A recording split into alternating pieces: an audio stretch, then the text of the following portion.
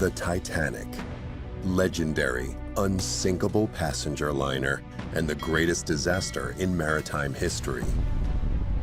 How did the sturdiest ship of her day sink in just a few hours on that fateful night in April 1912?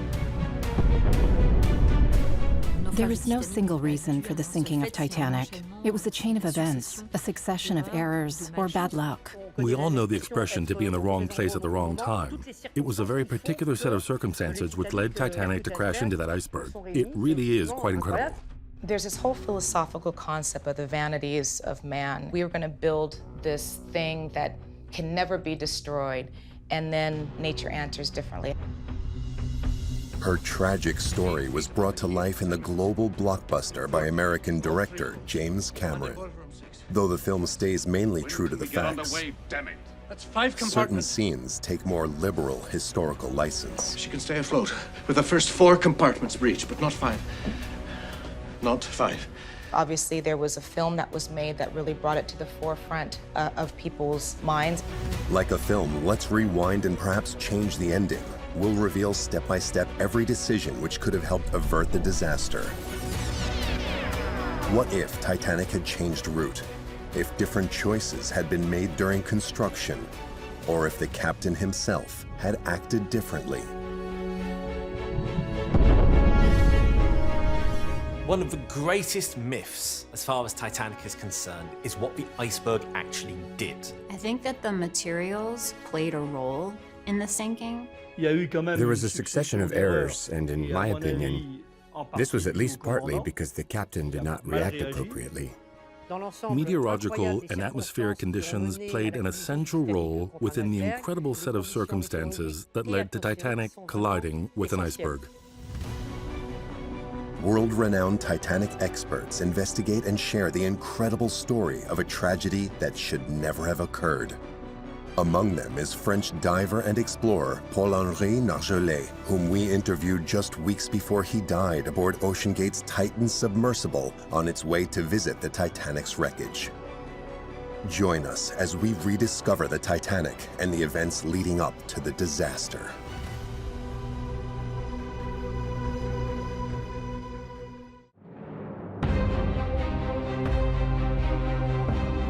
April 14th, 1912.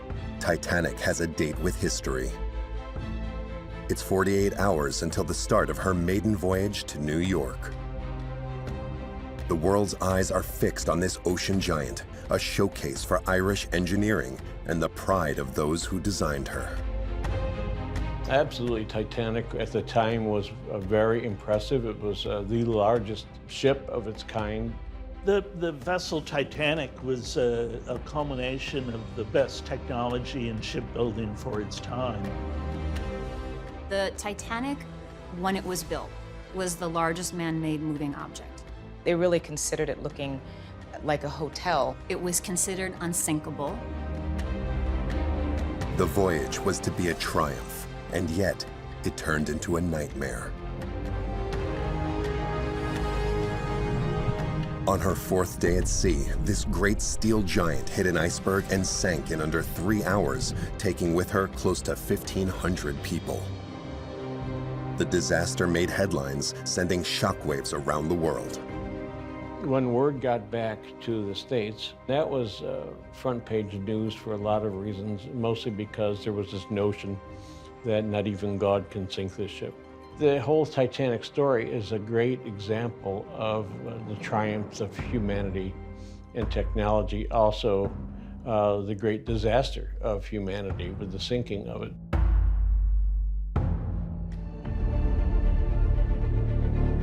How did the greatest ship in the world end up meeting such a dramatic end? 2 separate inquiries were immediately launched to shed light on the reasons for the disaster, except that all they had to go on were witness statements from survivors. Even though there were witnesses that said that they saw the ship break in half, people still, for some reason, thought that the ship sank intact. There's still mysteries, there's still contradictions, and there are little bits of information which don't quite fit. The survivors' witness statements were far from conclusive. Many questions remained unanswered. Could the catastrophe have been avoided? Could Titanic have stayed afloat? And could every single passenger have been saved? There was only one way to find out. As in any criminal case, investigators were missing the material proof that would allow them to corroborate or not the survivors' statements. Only the wreck of Titanic could help them understand what really happened on that fatal night. But in 1912, it was inaccessible. What they did know was that it was 12,500 feet underwater, and at the time, there was no way of traveling to such great depths. I've heard it told from the oceanographers that we work with that it is as complicated as sending a man or woman to the moon, just because of the pressure that's at the wreck site. It is 100% dark, the light doesn't get down there. It wasn't until 70 years later that the miracle of technological progress partnered with a generation of pioneering deep-sea explorers that a solution to the impossible was found. The team rose to the extraordinary challenge of plunging into the abyss. In the space of a few decades, the wreck of Titanic had become the holy grail for every modern-day deep-sea adventurer. There's very few human-occupied vehicles that can dive to 4,000 meters underwater, where you've got pressures of around 6,000 to 7,000 pounds per square inch pushing on the submersible from all directions.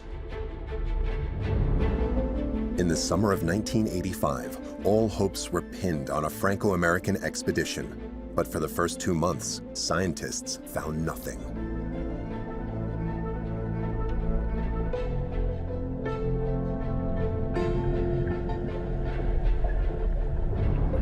I saw some wreckage that was obviously from a vessel, and it started, that density of wreckage that we started to come into kept getting greater and greater and greater.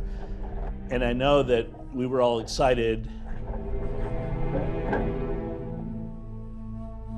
In the observation room, everyone held their breath.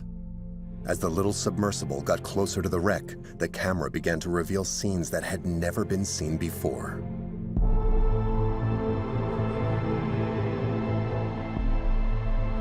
It was a historic moment. At a depth of 12,500 feet, there lay the object of months of tireless searching on the ocean floor. William and his team's dream had finally come true. They had just discovered Titanic's shipwreck.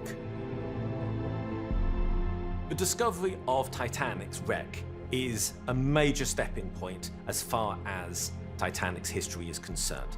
Firstly, of course, it's a massive resurgence of interest, and it sparks this new wave of enthusiasm towards the story and finding out what happened. Anyone on the ship ever could have predicted the reaction the world had to knowing that Titanic had been found. And that's what was the amazing thing, and it still affects me today, is that to us it was one thing, but to the world it was something much, much bigger and greater. 73 years on from the disaster, this incredible discovery led to the reopening of the inquiry into this tragic maritime accident and helped to finally reveal the answer to the question, could the disaster have been avoided? A detailed analysis of the wreck helped to provide an understanding of what happened aboard Titanic on her maiden voyage. And the revelations are spine-chilling. Firstly, well before the collision, a succession of human errors, exceptional meteorological conditions, and onboard incidents had already set the liner en route to ruin. Next, despite the iceberg's impact, the ship could have stayed afloat if different choices had been made. And finally, it would have been possible to have saved more people during the evacuation process.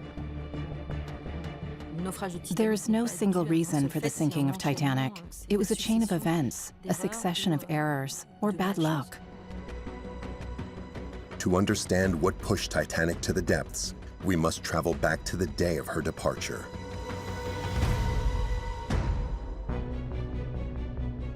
April 10th, 1912, 4 days before disaster strikes. At Southampton docks, it was a day of celebration. The biggest ship ever to be built was embarking on her maiden voyage from Europe to the United States.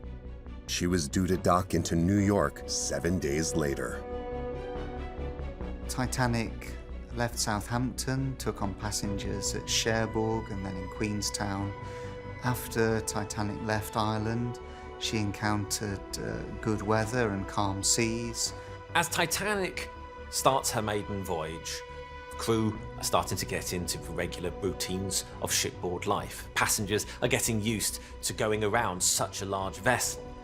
And there's a very positive, relaxed, enjoyed atmosphere on board. Everything may have looked like it was going smoothly aboard Titanic, but none of the passengers were aware of the drama unfolding in the coal bunkers beneath them. For all the optimism going on above decks, there was a slight problem.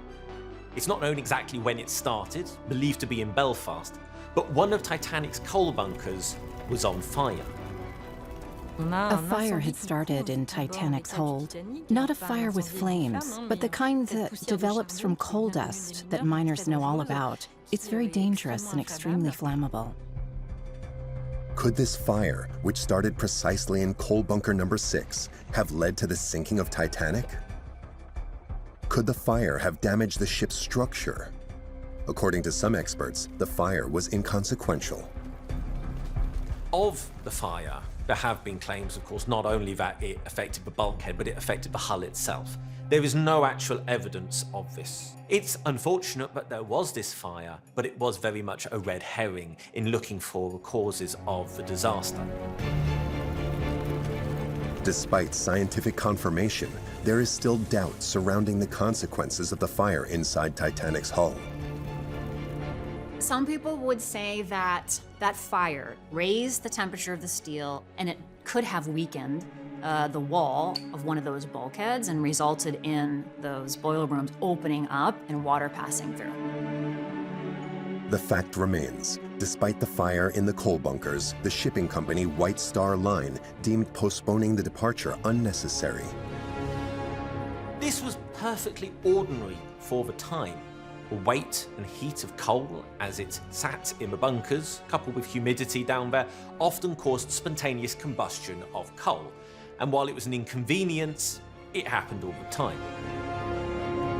This decision may appear contentious, but it was just the first in a long line of events which could have helped avoid catastrophe.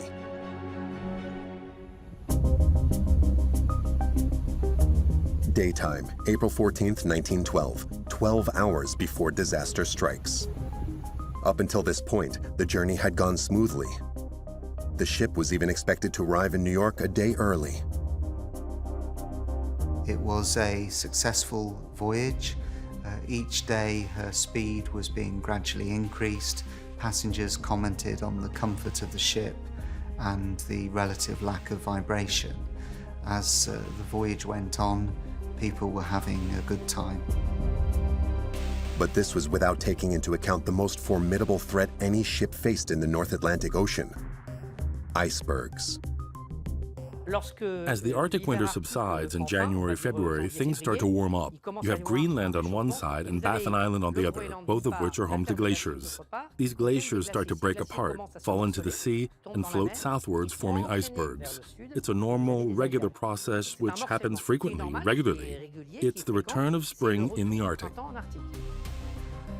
As they float south in the freezing waters, these giant blocks of ice inevitably fall into the path of transatlantic ships.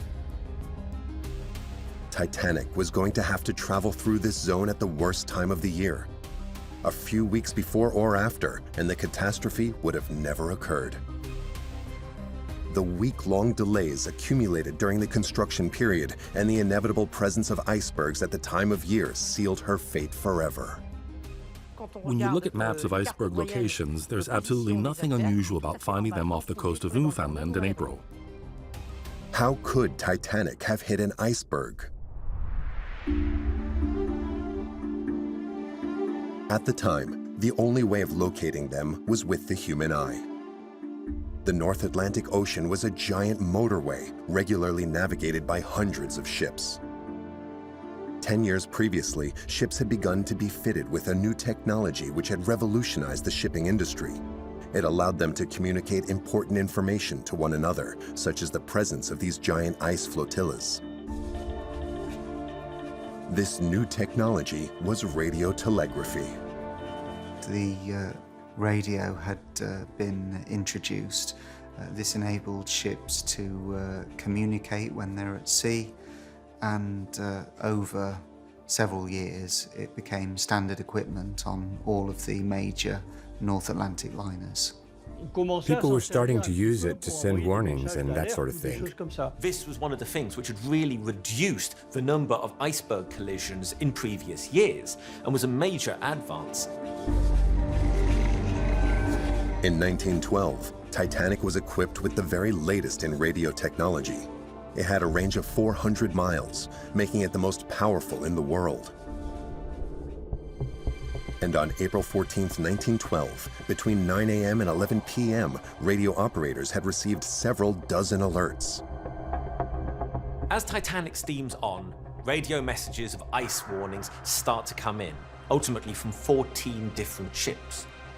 These messages included information about the ice that was ahead. Titanic's captain and officers were well aware that they were heading into an ice zone. At this point, Titanic's fate was not yet sealed. But unfortunately, one man's decisions were about to change that. Titanic's captain was Commander Edward John Smith. Age 62, he was the world's most seasoned seaman. Is Captain Edward John Smith, a man with 49 years' experience at sea. He'd risen through the ranks and was one of the highest paid mariners in the world. Before Titanic, he'd captained 16 ships owned by White Star Line. This was someone with a reputation for keeping his cool, for his temperance, who was very well liked by passengers and crew alike. It was his final voyage, because upon arrival in New York, he was due to start his retirement, so he wasn't even coming back. When this experienced captain received the ice warnings, he naturally changed the ship's trajectory. He rerouted slightly southwards, which would extend the journey a little. But was that decision enough?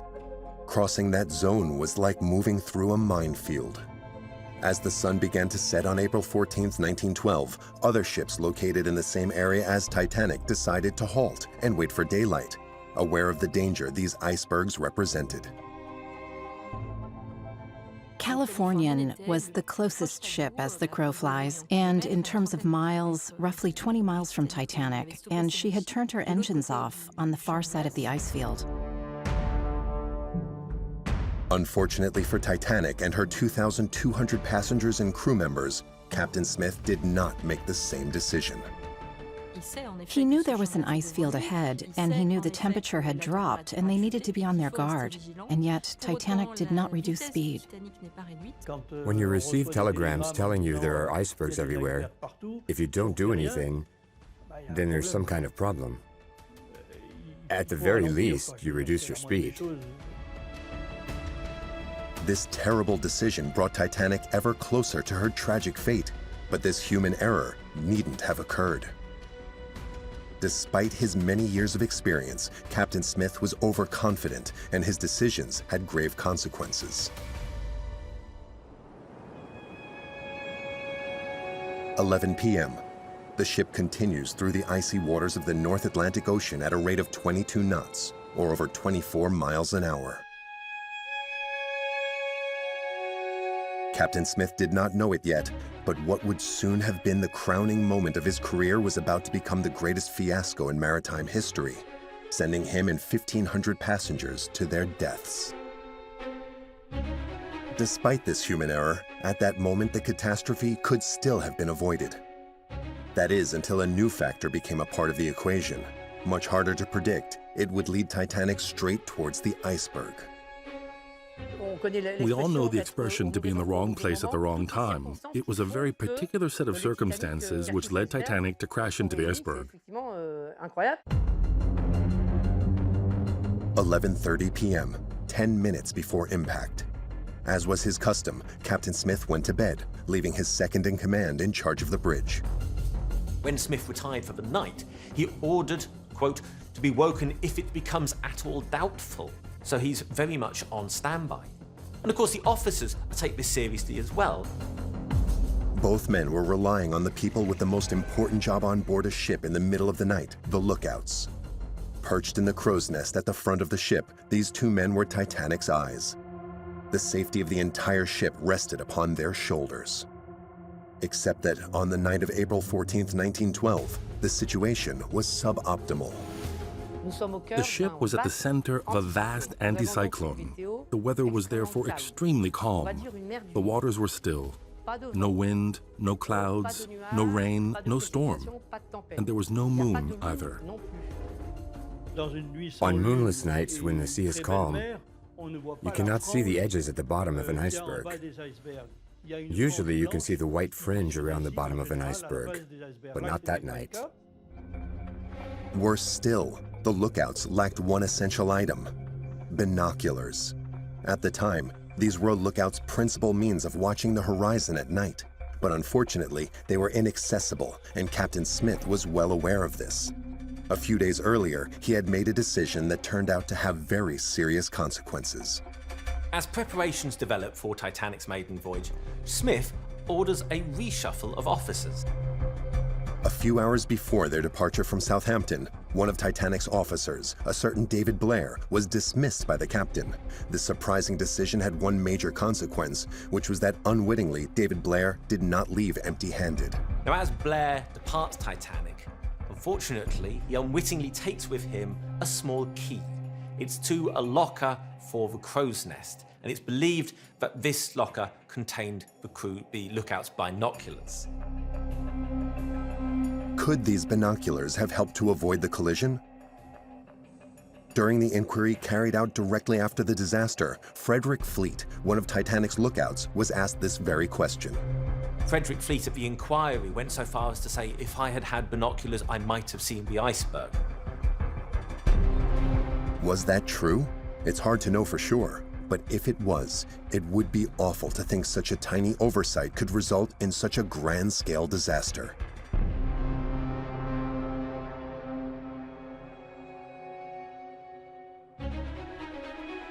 (11:38 p.m.)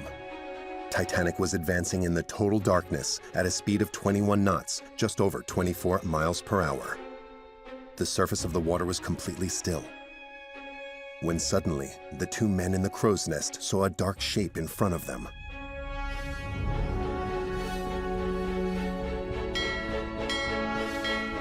They ring the ship's bell 3 times, and they pick up the phone to the bridge. Sixth officer answers, "What did you see?" "Iceberg, right ahead." "Thank you." When the lookouts see the iceberg, it's 500 meters away. Titanic was 250 meters long, so if we count in Titanics, the iceberg was 2 Titanics away from Titanic. 500 meters was the fateful distance that separated the ship from the worst obstacle she could have encountered on her journey. 11:39 p.m. William Murdoch, the ship's second-in-command, had no choice but to rise to the challenge looming ahead of him. He had to make a crucial decision in order to avoid hitting the iceberg head-on. There was no time to reflect. He had to act fast. According to James Cameron's film, he ordered the ship to be put into reverse.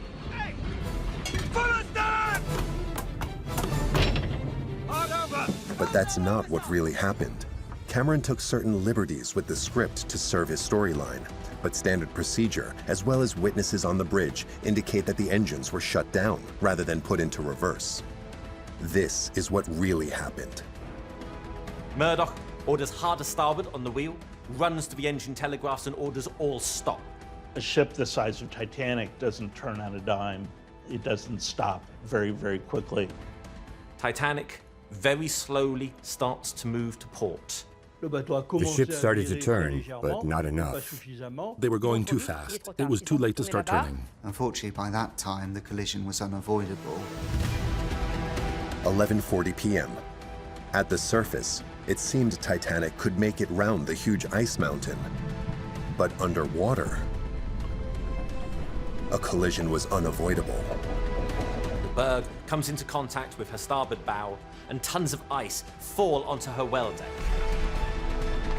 At that moment, the majority of passengers were unaware of the collision and the terrible tragedy that would follow.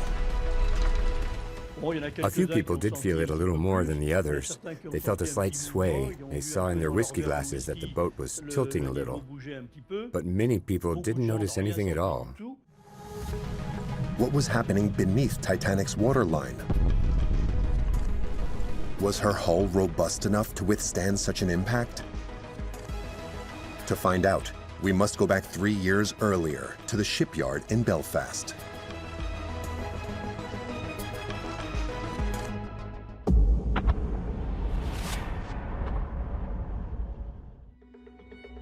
It was here, in Harland & Wolff's world-renowned shipyard, that Titanic was built. No expense was spared in order to ensure she would be the safest ship the world had ever seen.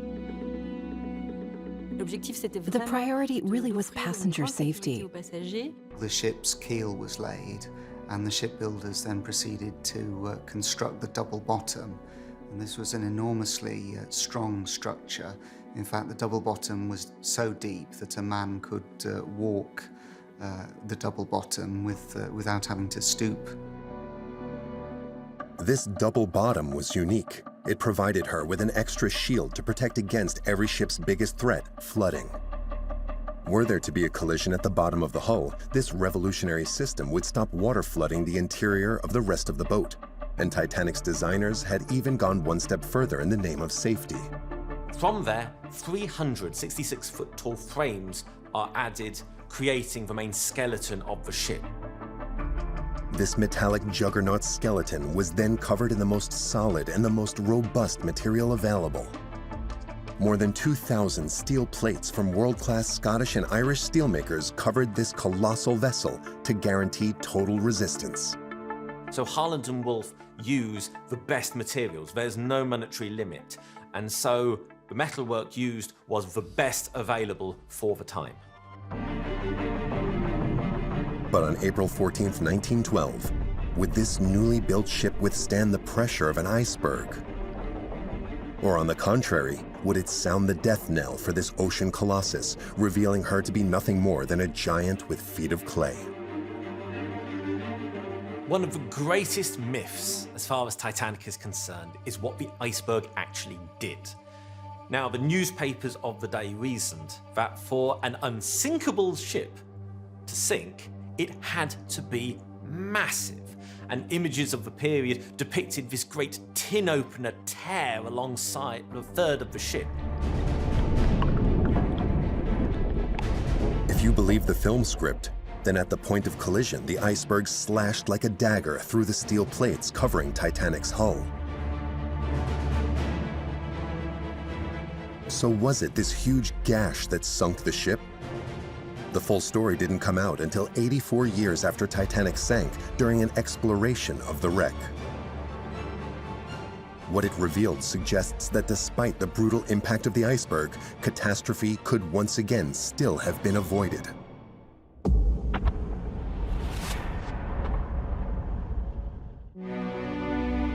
July 1996, the site of Titanic's demise. A headlining scientific expedition to explore the ship's ruins is in preparation. The aim is to inspect the wreck at the point of impact with the iceberg. The idea was to find an answer to the crucial question that still kept this legendary ship shrouded in mystery. What was the damage caused by the iceberg's impact? Once the Titanic was discovered and once we started doing expeditions, we started understanding more and more about how the impossible did in fact happen. But it was a devilishly complex task. When Titanic hit the bottom of the ocean at a speed of 38 miles per hour, her prow became buried deep in the seabed under a 10-meter deep layer of sediment. When the prow hit the bottom, it was buried in the sediment, like the tip of an arrow. It pushed and pushed and pushed until there was enough resistance for the whole thing to come to a halt. So the prow got buried, and this mountain of sediment rose up in front of it. So the idea was to use a drilling sonar probe, which would let us see past the sediment to what was behind it. But to use this probe, they needed to go down to the shipwreck at a depth of 12,500 feet. At the time, there were only 3 submarines in the world capable of doing that, one of which was built in France, the Nautile. This little submersible, designed by the French Research Institute for Exploration of the Sea, has some unusual capabilities. Frenchman Paul-Henri Nagelet, one of the Titanic shipwreck's most renowned experts, led the team aboard the Nautile. The Nautile is a submarine designed for scientific exploration, which consists of a titanium sphere with a 2-meter interior diameter, which is actually quite big for this sort of submarine. And on the sphere are 3 portholes in triangular formation, 2 looking down and 1 looking up. There are lots of cameras to record everything, and searchlights, of course, because you're in complete darkness, so you absolutely need searchlights. So for years, we could only speculate about the damage on the hull. And in 1996 was the first opportunity to begin to see the damage that we always thought was a 300-foot-long gash. The inquiry had concluded there was a 300-foot gash along the hull, and so the ship had sunk in an hour and a half. But that doesn't make sense. Paul-Henri Nagelet can be certain of this because the evidence collected by the probe is incontestable. We realized that actually there were probably 6 gashes that were not all at the same height. It's as though the iceberg had left claw marks in the hull. Relatively speaking, the damage from the iceberg was quite small. The average height of each of these splits is barely 1 inch. Hardly the gash that the popular press had predicted. The iceberg had therefore not gouged the ship in any serious way. The steel had held fast. Put the 6 splits together and they'd create a hole the size of a front door, negligible for a ship on the scale of Titanic. It wasn't a big gash, it wasn't a huge hole in the side of the ship. It was a very narrow opening that went on for a long distance. And that opening was caused by the plates buckling. Put simply, the steel plates covering the hull of Titanic buckled under the iceberg's impact. But the splits were located at the most fragile points of construction, the joints between the plates. The quality of the steel was therefore no longer in doubt. The focus was now on the rivets at the joints. We could see evidence of empty rivet holes that suggested it was a seam that opened and not the fracture of a plate that we had originally thought years prior. This analysis confirmed it was the rivets that broke under the force of the impact. And this begs new questions. Were they strong enough? Were they built to withstand such an impact? And above all, had they been properly screwed in? To find out, we need to return again to 1909 and to Harland & Wolff's shipyard in Belfast.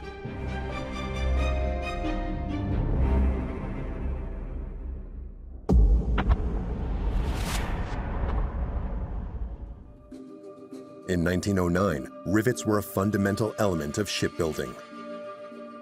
They may be small, but they played a major role in ensuring a ship was watertight. Building Titanic required a colossal 3 million rivets. At the time, in shipbuilding, in bridges and other structures, riveting was the way that you held those plates together. Fitting them was a huge challenge. They had always been fitted by hand by a team of riveters in which each person had a very precise role. How the plates would have been assembled is they would have been prepared in place with pre-driven holes.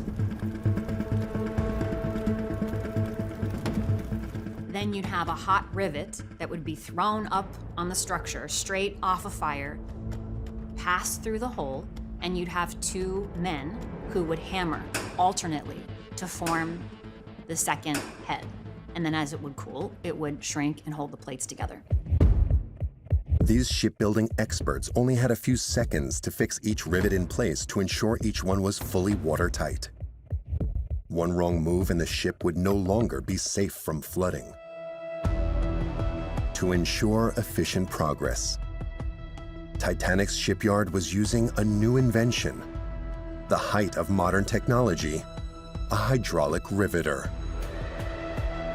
The difference was that they were beginning to use machines to rivet more consistently and more quickly. It was like 12 times quicker to use a machine than do it by hand. The U-shaped machine was at the cutting edge of technology and provided users with a double advantage. Not only did it considerably speed up the pace of construction, it also used rivets made of a material that was less fragile than the usual wrought iron: steel. This is using steel rivets rather than wrought iron. They are slightly stronger, they can be fitted more quickly.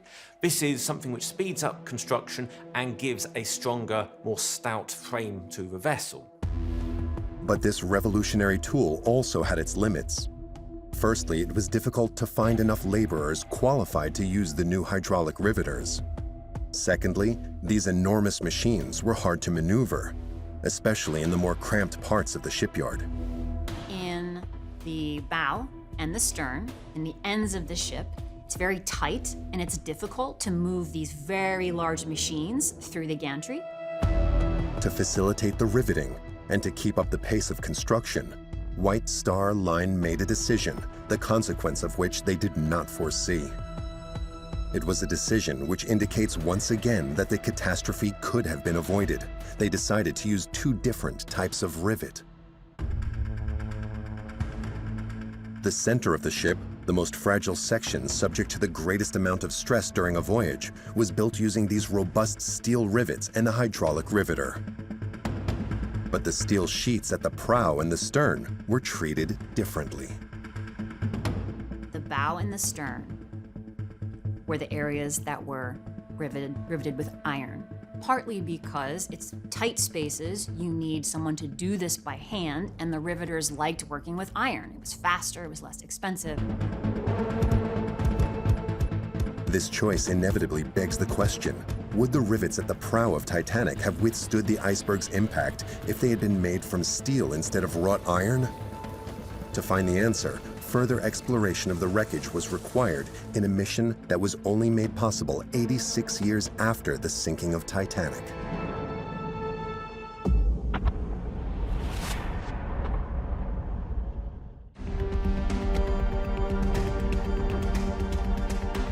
August 10th, 1998. A landmark day in Titanic's history. Paul-Henri Nargeolet and his team were about to breach limits of technology in order to assess the ship's structure. The French explorer was well aware that this type of mission, 12,500 feet down, had a time limit and that the risk of accident was multiplied exponentially at such depths. He had been tasked with one of the biggest challenges in the history of deep-sea exploration: to collect and return to the surface a fragment of the hull of the most famous shipwreck in the world. We started looking for a piece that wasn't too enormous down there because we found some pieces and I was looking at them and thinking, that weighs at least 200 tons. No way we can bring that back up. After a detailed exploration of the sea, Paul-Henri Nargeolet located the perfect fragment. A 20-ton section, equivalent in weight to a semi-trailer with a surface of 280 square feet.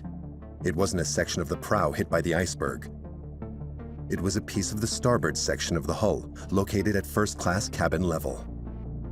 This piece was more easily accessible, and studying it would reveal the answers to several rivet-related questions. The advantage of this piece was that it had a lot of rivets and it had portholes. It was very representative of the ship's construction process as a whole.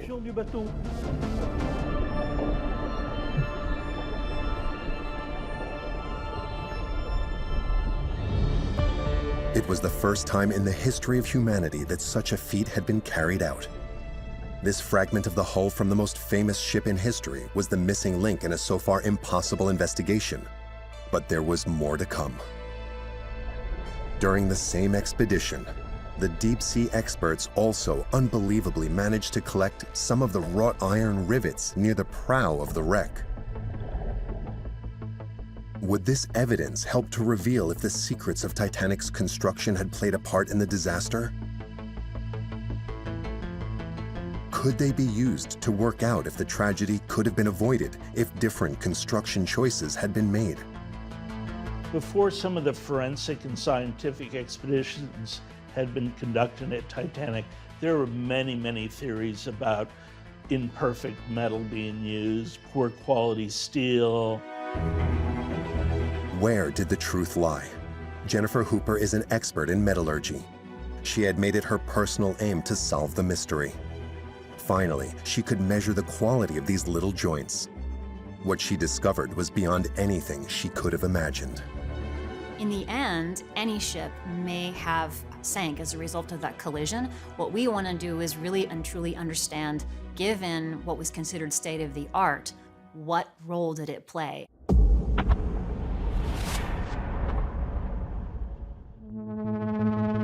(1999), Johns Hopkins University, Baltimore, United States.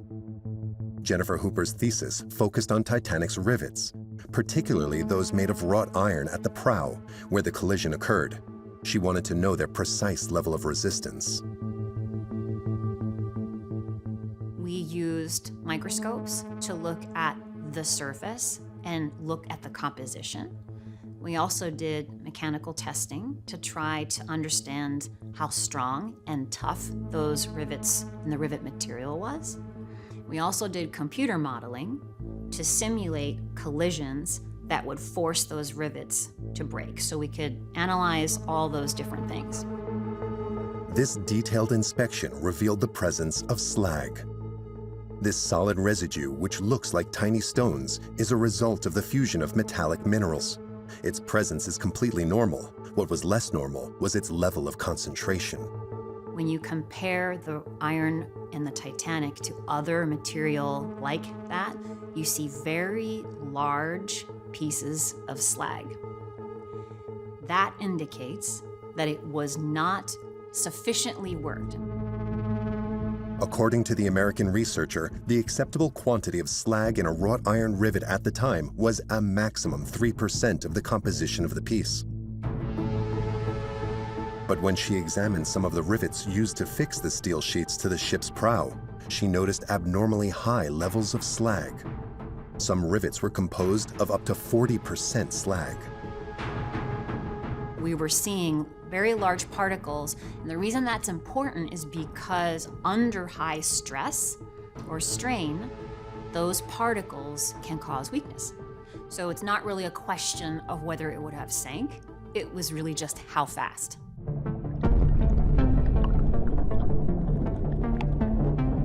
But could the rivets have more easily withstood the impact if the slag percentage had been lower?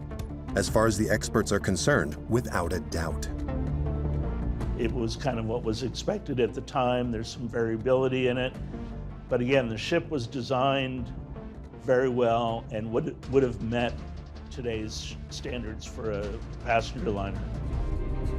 Titanic's structure was at the height of technological progress and highly capable of containing a flood, not just because of her double bottom, of course, but also because of the hull's interior skeleton, which was divided into 16 separate compartments via 15 watertight partitions.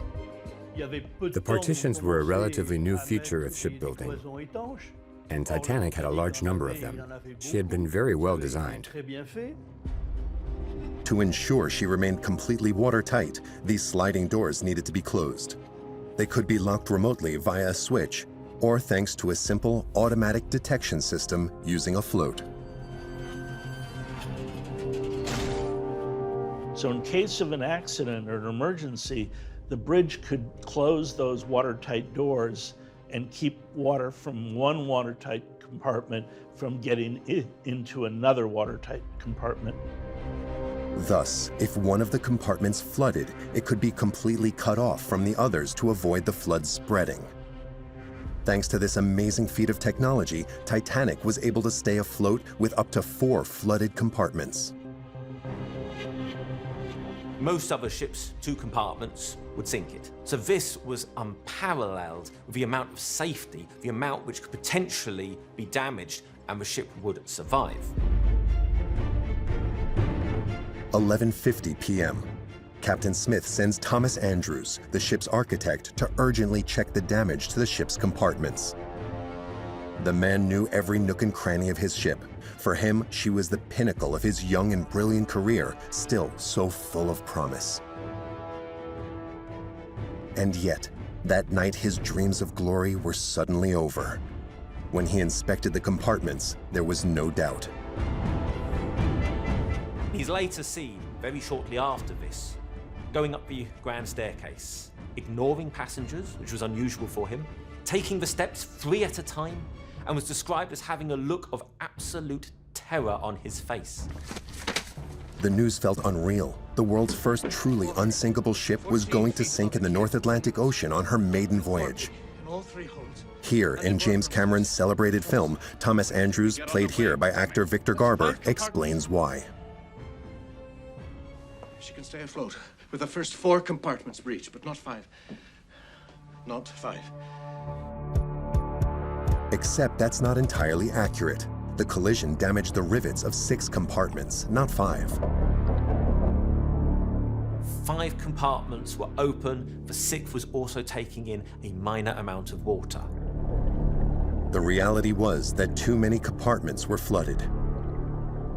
In such conditions, Titanic's ultra-modern, watertight system was useless. Think of it like a whole bunch of cups, and that when one fills up, it starts going, the water keeps coming in that one, but it goes and starts filling into the next cup. Despite the design of the watertight compartment, Titanic simply experienced flooding that she was not designed to handle. There was no way of counteracting that amount of water, and the sheer weight would ultimately take her to the bottom. 12:05 p.m., 25 minutes since Titanic hit the iceberg. Catastrophe was now unavoidable. An unsinkable ship was going to sink. However, it was still possible to save the lives of the 2,200 passengers and crew members. Californian, a ship which halted her crossing due to the large number of icebergs reported on her route, was close to the troubled passenger liner. Californian was the closest ship as the crow flies, and in actual miles, less than 20 miles away from Titanic. And she had turned off her engines on the far side of the ice field. The evidence is that Californian was in visual distance of the sinking Titanic. But luck was not on Titanic's side. At that moment, her many Mayday messages sent out by radio had gone unanswered. So what was going on aboard Californian? Californian had turned off her radio at 11:23 p.m. It wasn't compulsory to keep a radio operator on call. Titanic hit the iceberg at 11:40 p.m. If it had been just 10 minutes earlier, Californian may well have heard Titanic's distress signal. If Californian's radio operator had stayed on duty, there's every chance that he would have heard Titanic's distress messages. 10 minutes earlier, and Californian's radio operator could have transmitted the distress signal. Without realizing it, he had condemned a large number of Titanic's passengers to certain death. 12:55 p.m. Titanic has been taking on water for an hour and 15 minutes. By this stage, everyone on board the ship was aware she was going to sink and that the lifeboats were the only way to survive. As time went on, the passengers became more panicked. Crew members managed the stress in various ways. Some made use of their firearm to reestablish order. 4:10 a.m. The people in the water had frozen to death. The survivors in the lifeboats were attempting to stay warm. Then suddenly, a ship appeared, Carpathia. Carpathia arrived about 2 hours after Titanic had disappeared. So it was an anxious wait for people in the lifeboats. They were anxiously waiting for help to arrive. Though she was further away than Californian, she had received Titanic's distress signals and had redoubled her efforts despite the presence of icebergs to come to her rescue as quickly as possible. The priority was to bring in all the lifeboats and get everyone on board to warm them up, since they had spent several hours in the lifeboats on a freezing night. Of Titanic's 2,200 passengers and crew members, only 1,178 of them could have been saved on the lifeboats. But the actual loss of human life was much higher. 1,500 people died in the freezing waters of the Atlantic, including Captain Smith and architect Thomas Andrews. With only 711 survivors, this shipwreck is the most terrible in maritime history, giving the story of Titanic legendary status.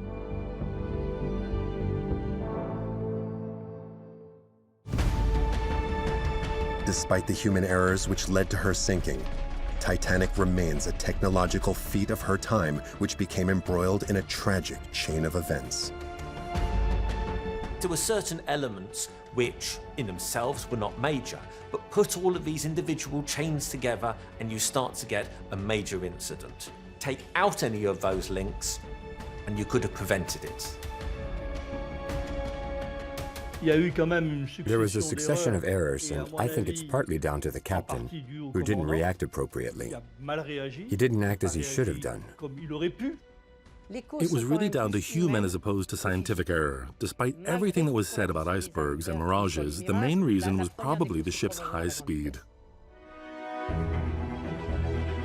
Since that terrible night of April 14th, 1912, Titanic has become a monument of the depths.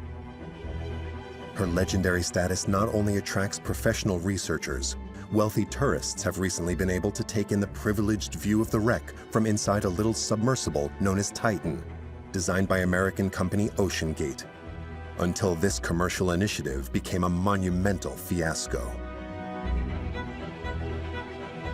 On June 18, 2023, this little submarine gave way to the pressure of the depths and imploded. 111 years after she sank, Titanic had claimed more victims. Among them was French explorer Paul-Henri Nargeolet, who died at the age of 77, just a few weeks after granting us his final interview. This man devoted his life to Titanic and played a huge role in the discovery of many of the elements that have helped advance the inquiry into the reasons for the disaster, enabling us to answer the question, could the disaster have been avoided?